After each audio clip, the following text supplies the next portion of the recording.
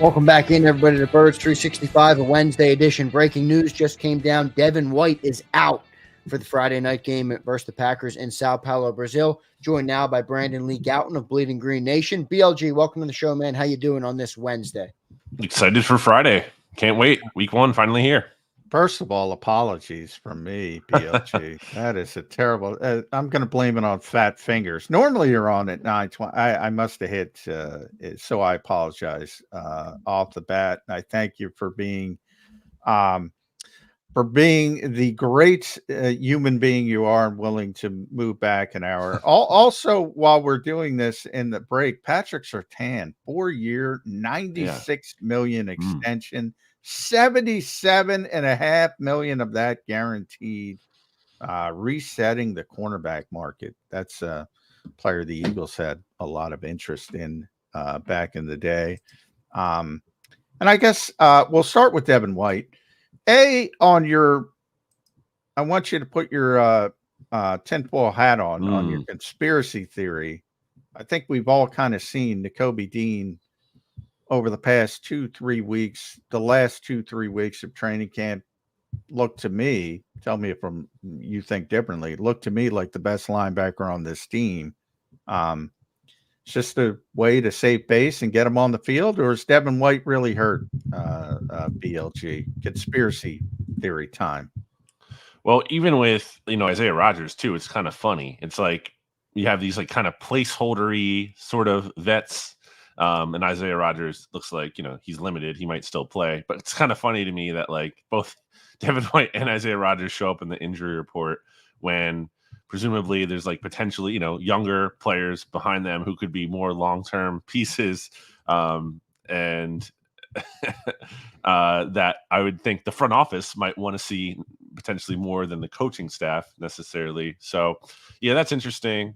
I believe I saw a tweet here from Jeff McLean, as we're just kind of, going live here, that Nakobe Dean was slated to be the starting linebacker even before this, before this Devin White injury. And certainly the Eagles' own team-issued depth chart still has the, Devin White slash Nakobe Dean. Yeah. Whereas, Zach Bond is just by himself by contrast. Yeah. So I thought that was interesting. But, yeah, I think Nakobe had the highest highs of any Eagles linebacker in training camp. He also had some low lows, especially more so earlier in camp, and Vic Fangio even really admitted that. But I'm intrigued to see what Nakobe can do on Friday night. Yeah, I'm glad Jeff tweeted that because, I think it was becoming clear as we got down. Now, I didn't expect this. And I did see Devin in the locker room yesterday. He was, seemed to be moving around fine. Eagles had a bunch of takeout food they were getting. He was interested in that more than anything else, but he didn't seem like a guy who was going to be ruled out today. I think this has a lot to do with Jeremiah Trotter Jr. as well, because I was starting to think, and I do think Cooper DeJean will be inactive. I was starting to think Trotter would be inactive as well. Because if you think about building that game day roster, BLG, now you have Ben Van Sumeren, great special teams player, and Oren Burks, you're able to get him back on the roster. Great special teams player. Whereas Trotter's probably not going to help you. But now Trotter's your main backup. So I think it has something to do with him as well. Get both of those guys sort of in the mix, Nakobe and Trotter. Yeah, and then just some more follow-up here. We have Albert Beer saying that there were murmurs that the Eagles could trade Devin White before the Eagles cut down from 90 to 53. Boy, I'm going to be spiking the football on this one. Oh my God, John, I'm going to present you with a bouquet of flowers, a steak dinner, all on the viewers because they've been crushing Johnny Mac all off season on the Devin White stuff. Oh, he got benched last year. He barely played. And John is just giving, the truth. And people don't want to hear that. People want to hear that he's going to change the linebackers for the Eagles. And it doesn't look like that's going to happen. But we'll see. I'd still think, assuming he does get healthy here and he's not, dealing with this injury for a long time, I think, he's still going to – I think Devin White's going to play at some point. I don't think it's going to be as simple as only Nakobe Dean and Zach Bond playing 100% of the snaps the entire game. And I do think Devin White has probably the most, pure, like, athleticism, the most explosive ability of any Eagles linebacker. Yeah. And, if it were the Olympics, it were, Yeah. the decathlon, I'd be all Devin Whites Sure. all the time. Tremendous athlete. But I do think, and by the way, and I've said it before you came on, Beal. I mean, now Nakobe's got to perform. It's not like it ends. But if he does perform, he's going to be the starting Mike linebacker. And I think it's a very difficult test. I think if you're looking at it from Matt LaFleur's perspective and you're game planning against that Eagles defense, I'm trying to attack the middle of the field with Nakobe Dean and Zach Bond and Quinyon Mitchell playing the slot. I mean, if I were Matt LaFleur, is that where you would go, BLG? Yeah, absolutely. What's it? Luke Musgrave, a big Musgrave game, maybe. Yeah, for as good as Nakobe Dean did look at times, especially later in camp. Again, like I said, the struggles were when he was dropping back into coverage. When you get Nakobe Dean flying downhill as a blitzer and run defense, even in coverage, when he's kind of reading and reacting to what's in front of him, we saw good things there. But when you're asking him to drop back and make plays, in coverage like that part remains to be seen. And, let's go back to what Vic Fangio said even earlier this week, where he said, ideally, you want to settle on two linebackers there, but he also acknowledged like this isn't, or at least admitted like this is an ongoing battle still. Yeah. And I remember way back, he was talking about different position. He was talking about cornerbacks at the time, but Vic made that comment. You might have remembered, BLG. It will become obvious at some point. And it became obvious with Quinyon Mitchell. It did not become obvious at linebacker because they kept rolling out Devin White and Zach Bond. And I kept saying to myself, well, it's pretty obvious to me that Nakobe Dean's the best linebacker. And I even said to Zander, I said, I'd be disappointed if Vic Fangio didn't see what I saw, to be honest. But he did. So I'm thrilled that Vic has gone in that direction. Thank you, Vic Fangio. But breaking news on that standpoint will be interesting to see how things shake out, because Devin White is still a part of this team. There's no guarantee that Nakobe Dean is going to stay healthy, number one, and then play consistently. So you're probably going to see Devin White at some point this season, or maybe even Jeremiah Trotter Jr. But I mentioned Cooper DeJean as well. At practice on, I hate these weeks because I don't even know what day it is, Brandon. So at practice on Monday, all of a sudden, Jahan Dotson was the second team punt returner. And I said to myself, that is not a good sign, because Cooper DeJean, since he got healthy, had been taking on that role. You need a backup. Britton Covey's going to be the punt returner. It's got nothing to do with the actual punt returning, but it gave me an indication that maybe Cooper DeJean's not going to be active for this game. And that's why they're giving Dotson those reps in case something goes wrong with Britton Covey.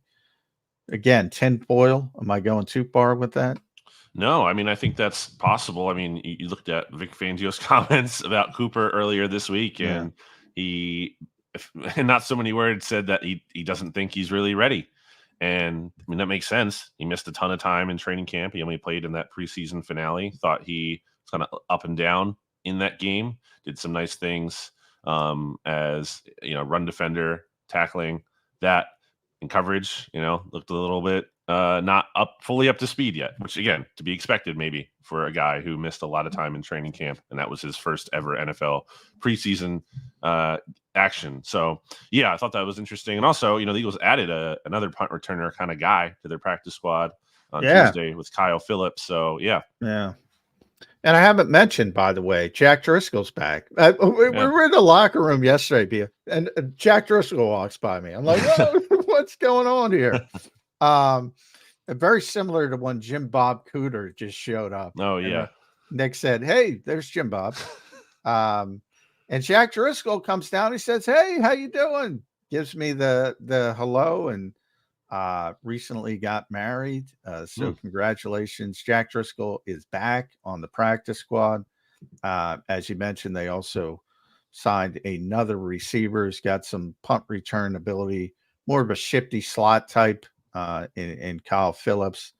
And yeah, so the churn on the practice squad continues, but boy, it's nice to get Jack Driscoll. I mean, that's a pretty good backup player. And I'm a little bit concerned with the depth on the offensive line as a whole.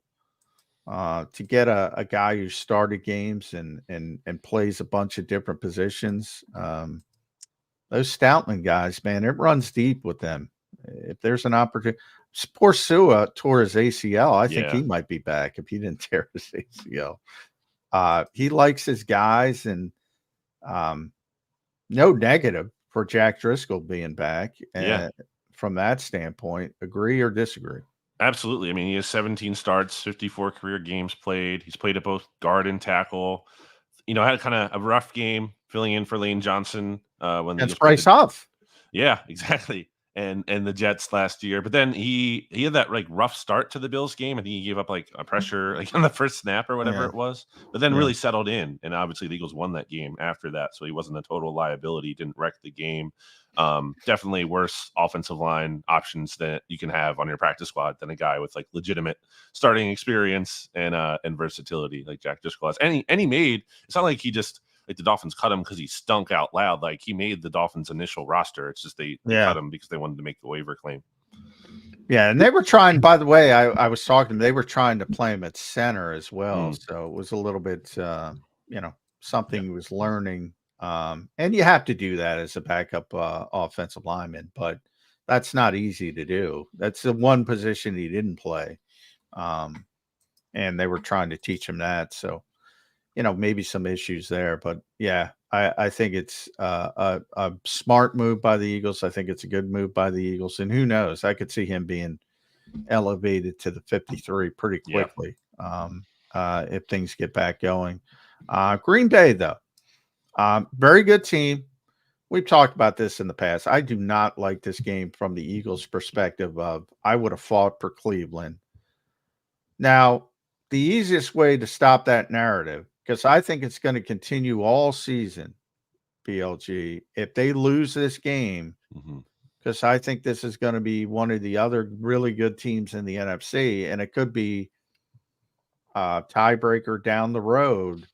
And the fact that game's not at Lincoln Financial Field, I'm a little bit surprised Jeffrey Lurie didn't fight for Cleveland a little bit more. But there's an easy way to stop that, and that's win the game. Can they win this game, BLG? Or is this just a tough matchup? Because it's a really good offense against a young, evolving defense. Yeah, I always like seeing like a division game in week one for the sake of like there is the pressure of like, hey, you need to start the season off on the right foot. Some people might think of it like, well, you don't want to be in that 0-1 hole. Well, then good, don't lose. Make sure you win. It's important to show who you are early on, especially coming off of that disastrous collapse that the Eagles just did. And I think it would be a real confidence booster to beat this Packers team that finished the season red hot last year, kind of on the opposite end of the spectrum over the Eagles were. And I know they lost to the 49ers, but I thought kind of outplayed the 49ers in that playoff game. I thought they did. Yeah. So, like, I think this Packers team is really good. I have them number 2 in the power rankings I did for Bleeding Green Nation, just only behind the Chiefs. Like, this is a really young team. Jordan Love, I know he's been inconsistent, but I think that consistency, I started to see more of that late last season as that young team started to really grow into themselves. And there were times last year where like Jordan Love looked like Aaron Rodgers, like how he played. It was like scary, similar. And then just even like some of the mechanics and all of it, it was really uncanny. I think this is a really good young team. And Matt LaFleur, he's averaged 11.8 wins per season. This is a coach who's really good too.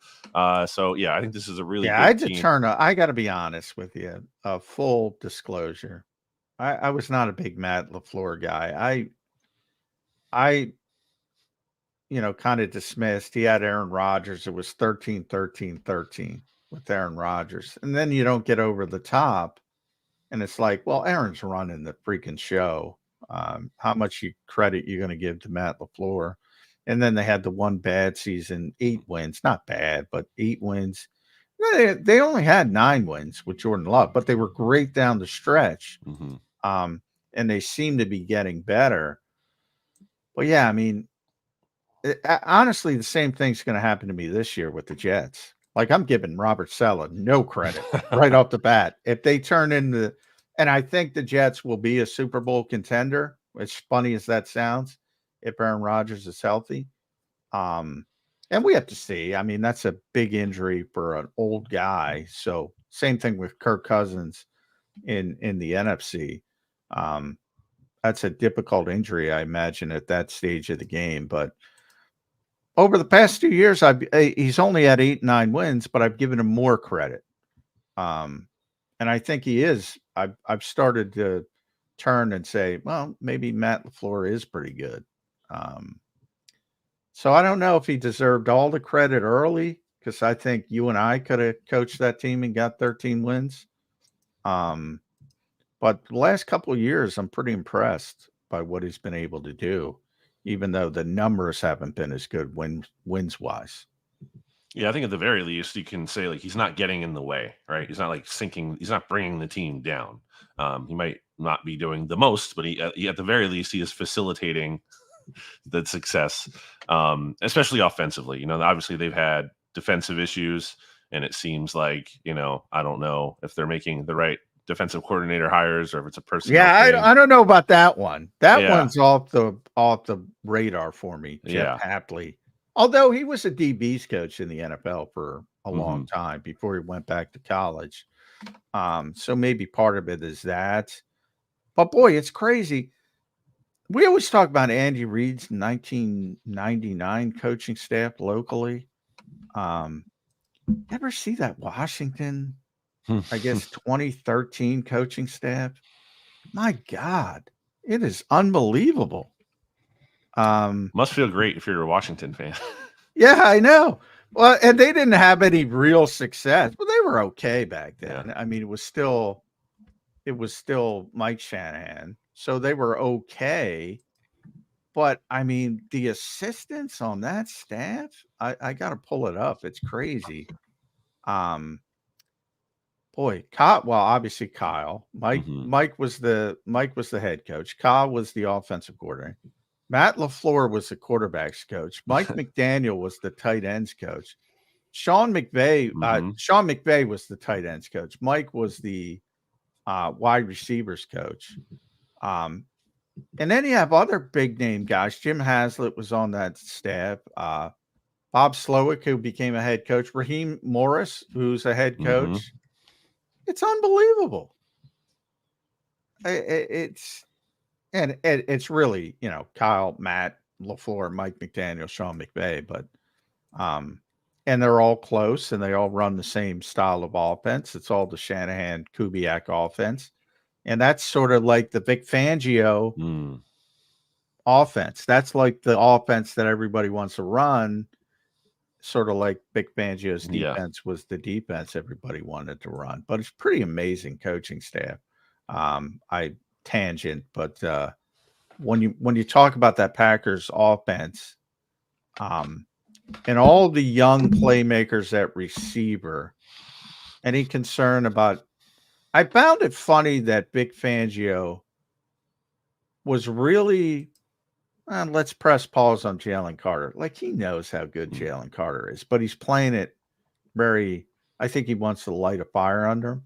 Sure. And with Quignon, he's like, yes, he's ready. And he's, is he going to be successful? Yes. Why do you think he's taking those two tacks with those two players?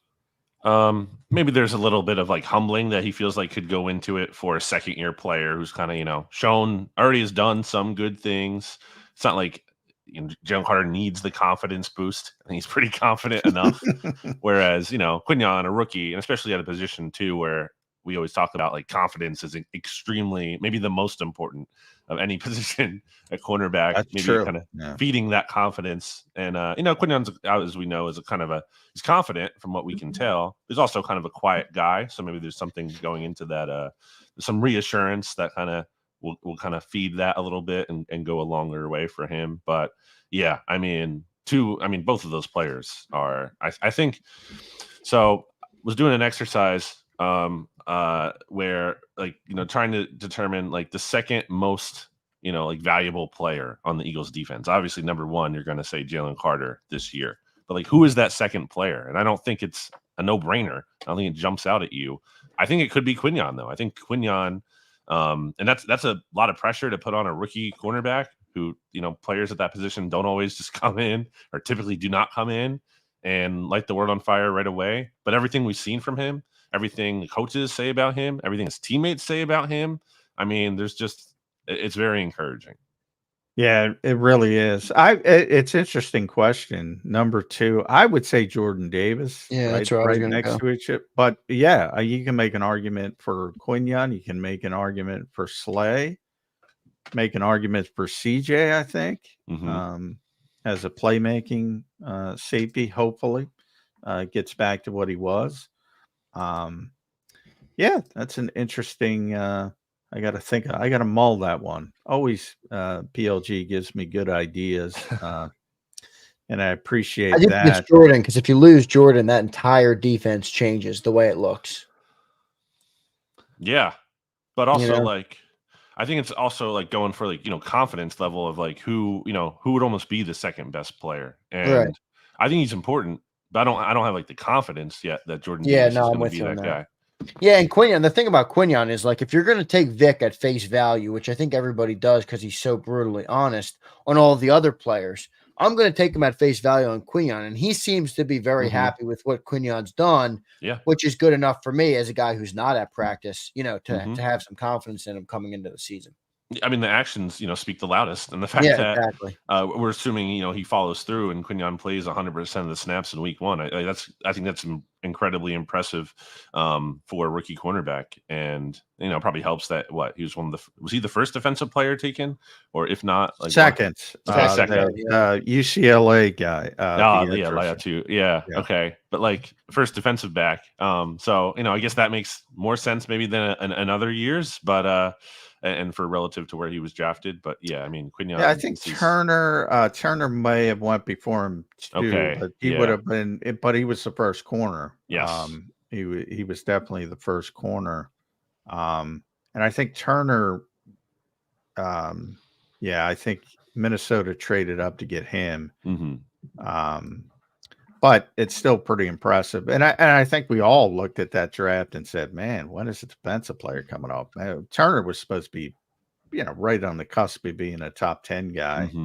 And guys kept falling and falling and falling. And I think the Eagles were very surprised that Quinion Mitchell was there at number 22. And I think it's shown that way early that he probably should have come off the board a little bit early. You see, we just talked about Patrick Surtain, his contract. If you hit on one of these young corners, Sauce Gardner's been that way. Even J.C. Horn, a player when he's been healthy on a bad team, has been a really good player.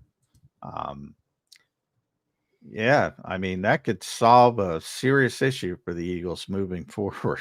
It's going to be interesting with Isaiah Rodgers, though. At Brandon Gowton, make sure you follow BLG on X, the X platform. Read them at bleedinggreennation.com each and every day.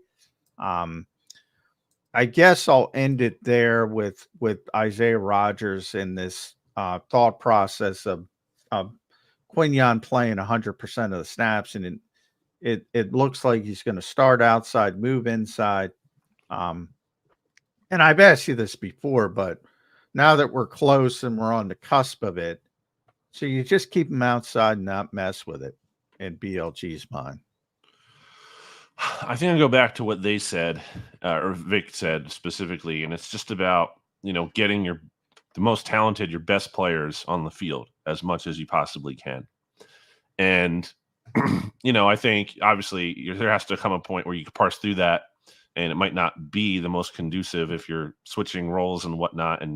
But I think that's okay to try, at least early in the season. I think this is the time to try it, as opposed to obviously when you're getting down to the most important, meaningful games late in the year in the playoffs and whatnot. If you're going to try it, I think it's fair to try it now, see how much Quignon can handle. He is very good. I also like the matchup with some of those, it's not like I think the players that the Packers have at receiver and how they rotate their guys and how the target distribution is really spread out. I think it's okay to have Quignon playing in different spots, and you might want to match him up on different guys. Or conversely, have him follow someone if you really feel like that. There's a lot of different options and flexibility. I think. my one concern with that thought, which I get it, I understand it, and Christian Watson, to me is the best of the pack. Like, nobody knows it because he's always hurt, but in those short windows when he's healthy, he's like a size, speed, measurables freak that nobody can deal with. And he's 6'4". He might be 6'5". I don't know what he is. How's Isaiah Rodgers dealing with that? Yeah, the Eagles saw this firsthand, right? When they played the Packers back in 2022. I mean, would Watson have at least one big play or one big touchdown against them in that game? Man. He's never out there. He's always hurt, but when he's out there, he just makes plays and plays and plays. Yeah, the ceiling, the Christian Watson ceiling is very high. Yeah. It can be very high. The floor can also be a little low, but the floor can be or the ceiling can be high. Yeah. BLG, a lot's been made of the offense this offseason. Kellen Moore, new offensive coordinator. They bring in Saquon Barkley. What's your expectation for this offense coming into week one, and how different will it look from last year? Yeah, that's the big question, right? I mean, I think we're going to see differences in terms of more pre-snap motion than the least in the NFL, especially that lines up with what we saw in training camp. We were seeing that on a pretty regular basis. I think we're going to see more Devontae Smith in the slot. I think that's going to be, more of a factor. We've heard that from, the players even noticing Devontae more on the inside there. And the Saquon show is coming. Well, we'll see. We'll see just how often he's used. I would guess it's a lot, but Kenny Gainwell doesn't seem to be a total non-factor, right? You would agree with that, John, I'm guessing. Yeah. So I think it's going to be, when I just look at the talent, I have high expectation, and Jalen Hurts coming off of what I feel like is his best training camp. There's incredibly high expectations for this offense. I think they're going to be. There's no reason to think they shouldn't be top 10.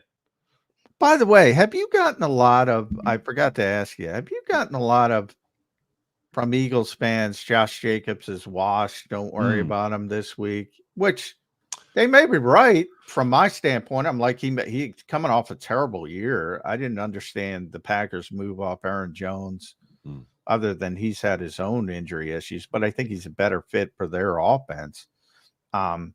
And they may completely be right, but then I say to myself, Josh Jacobs is a year younger than Saquon Barkley. He's got less touches in his career than Saquon Barkley. You got to look in the mirror. If you say one guy's washed, you might say,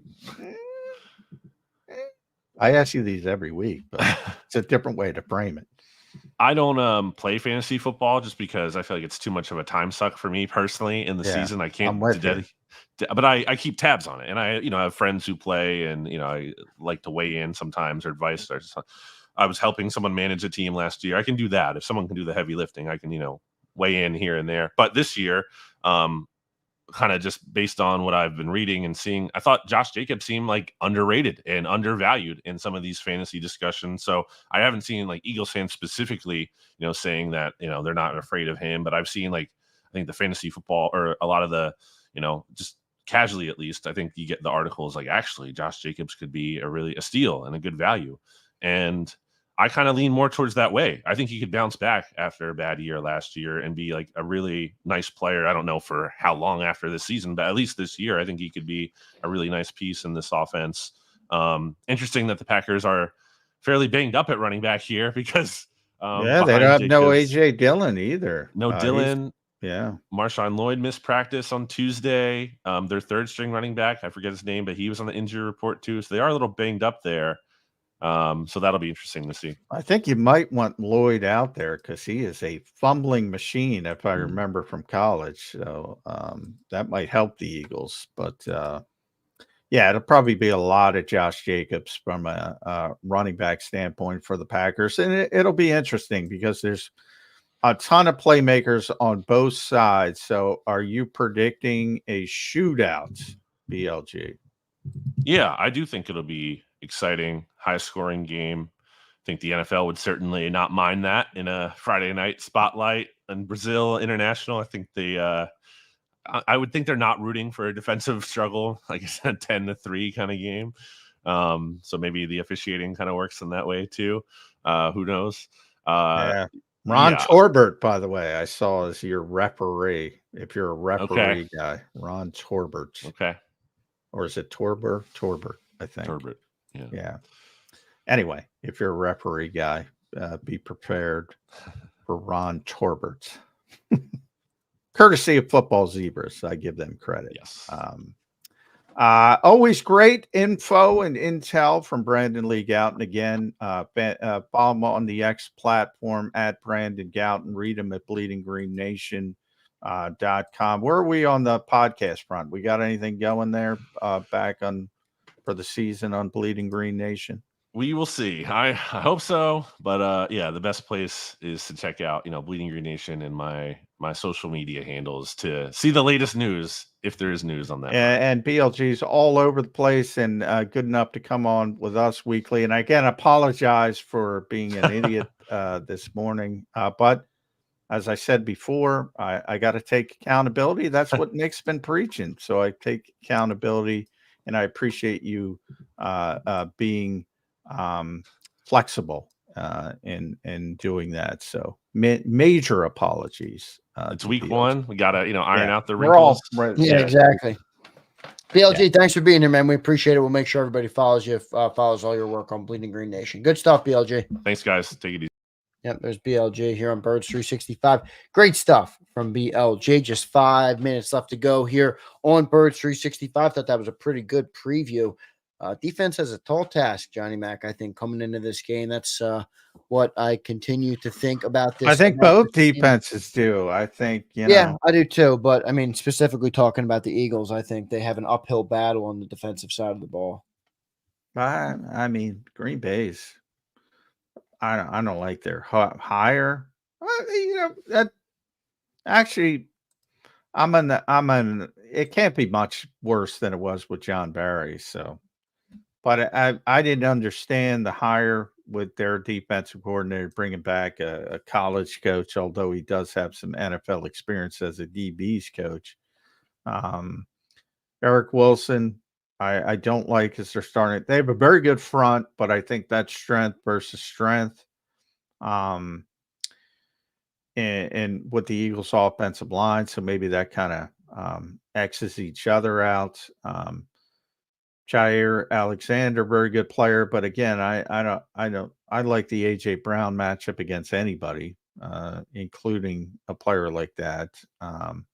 Xavier McKinney. So they have some good players, but they have a tough time. I imagine Jeff Hapley's not sleeping on the plane to Brazil, trying to figure out where to start with the Eagles offense. Yeah, no doubt about that. Good stuff there, John. I do have one. I'm gonna prepare you for this, Johnny Mac. I have a super chat for you. You're not gonna like it. No, it's not the first. Won't be the Rich last. Nut, thank you for your $10, man. We appreciate your super chat. Even if Johnny Mac pushes back on you, he says, "Been bothering me. JM has been a PFF fab, but laughed at Madden rankings. What's the difference? EA uses an analytics extensively approach. Educate me, Johnny." Well, I don't dislike that. I mean, I don't know what Madden does to do their rankings, but I know 32 NFL teams aren't clients of theirs when it comes to analytics and proprietary information. I know 32 NFL teams subscribe to Pro Football Focus's work. And I know ex-NFL scouts grade film at PFF. I don't know what Madden does. And I think it's just a bunch and I'm sure when it's become more popular, I'm sure they've gotten a little bit more involved and a little bit more legitimate. So I'm sure it's gotten better over the years. But yeah, my take on is the players take it so seriously, and the players take it so seriously because they play a lot of video games, and to them it's important, and they want to show up and be successful on Madden. But then I think you look at the rankings, and some of the rankings are brutal. So that's what it. And I always say about PFF, it's not gospel. You don't have to like them. There's a ton of context. Number one, you have to understand what they're trying to do. I always try to explain that, they're grading every play and they're grading the responsibilities on every play. Some of the things they're not giving more credit to that they probably should when you boil it down to a number is splash plays, for instance. Well, splash plays have more of an impact on the game, explosive plays, as coaches will tell you, than just doing your job consistently every play. So I've always said, like, the 5-tool player in baseball is not as important as the guy who's going to crack the 3-run home run. And he might strike out the 3 other times he's up the plate, but he might win the game on the 4th turn. It's big impact on the game. So there's a lot of context to it, but what I describe at PFF, if they say somebody's playing well, they're playing well. If they say somebody's playing poorly, they're playing poorly. And people don't like it when their favorites, they say they're playing poorly, but they love it when they say they're playing great. So with Eagles fans, I always get, well, Lane Johnson is great, and PFF tells you he's great. And they tell you Jordan Mailata is great. And they tell you Jason Kelsey's great. And they tell you A.J. Brown's great. And when they tell you Devin White isn't, oh, they're stupid. Can't have it both ways. Good stuff, John. Let's put your recap on today's episode. Devin White is out. That was the breaking news of the episode, and we got into a pretty good preview of the game with our two guests. How you feeling as we get closer and closer to this Friday night game, Johnny Mac? Yeah, it hasn't shifted. I thought Nakobe would be out there. He's going to be out there. I didn't know that they were not going to travel Devin White, so that part's new to me, but I expected Nakobe Dean to be the starting middle linebacker. And he's going to be, so that part isn't surprising to me. I think that's a positive for the Eagles standpoint. I think he's their best linebacker. Anybody who's listened to the show for the past 3-4 weeks understands that. So that hasn't shifted things dramatically for me. I was a little bit concerned about a week ago if Vic was going to keep going down that route when I said, it's become obvious to me. I'd be disappointed if it hasn't come obvious to Vic. But over the last week, it was kind of clear behind the scenes that Nakobe was going to be the starter. And that's the way it should be. So that part hasn't changed. And I do think what we just talked about with BLG, it's going to be a shootout. So I don't think either of these defenses are equipped to deal with what they're going to face in Brazil. No doubt, Johnny Mac. Good show today, man. Appreciate all of our viewers today. We had tons of them in here today. Appreciate all of you guys. Make sure you guys hit that like button on your way out. One more super chat on the way out. Abe says, John Gruden picked the Eagles this Friday in a YouTube video. That's good. Another pick for the Eagles. We'll see what happens in the game. Abe, appreciate the super chat, man. Appreciate your support of the show today. Devin White is out, everybody. That was the breaking news of the day during the show. Make sure you guys stay tuned on JAKIB Sports. Johnny Mac, good show today, man. We'll talk to you tomorrow morning. All right, brother? All right. We got one more, and then it's an official Football Friday. Yes, it is. One more day and then a Football Friday, as you mentioned. Excited for a Football Friday with the Eagles on a Friday night. Haven't said that in a long time. I don't know if the Eagles have ever played on a Friday night, Johnny Mac. It might be the first time they've ever done that.